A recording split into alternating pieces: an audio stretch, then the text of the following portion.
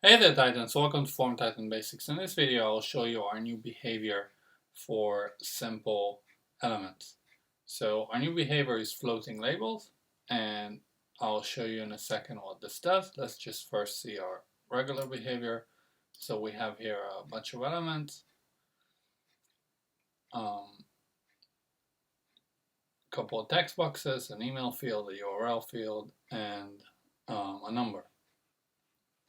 And this is the regular behavior, so the label is on top, and then you can have placeholders, etc.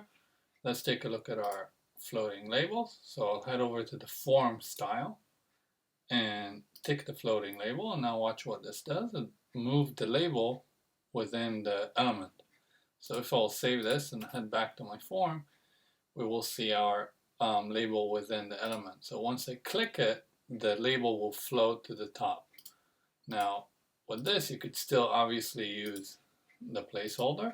So we're going to do holder, and we'll save the form, and we'll refresh. And once I click it, we can see our placeholder. We have styling options for these as well. So let's check this out. So we're going to head over to the element, and I'm going to go to the style, and now in the apply style to, let's do a style for the label, and you can already see the floating label option here. So let's start with the label, and we're going to make it bold, and let's make it red, and then we're going to head to the floating label, and then I'll say once it's floated I want it to be bold and blue, and I'll save this.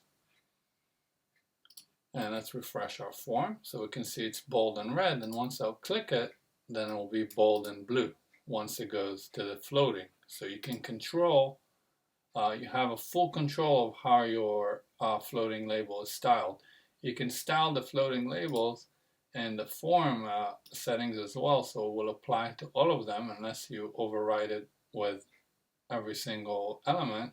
So we'll head over to the apply style to. Then we can do general element, and then select our floating label, and then say that whenever it's floating, then I want it to be, let's do some sort of green and bold, and we'll save this. And once I'll float, then it will give it the general element that we selected. After that, we can obviously override it within the style of each element. So if I'll do this again and float it to be blue, this is the style of the element, and I'll select it to be blue and save.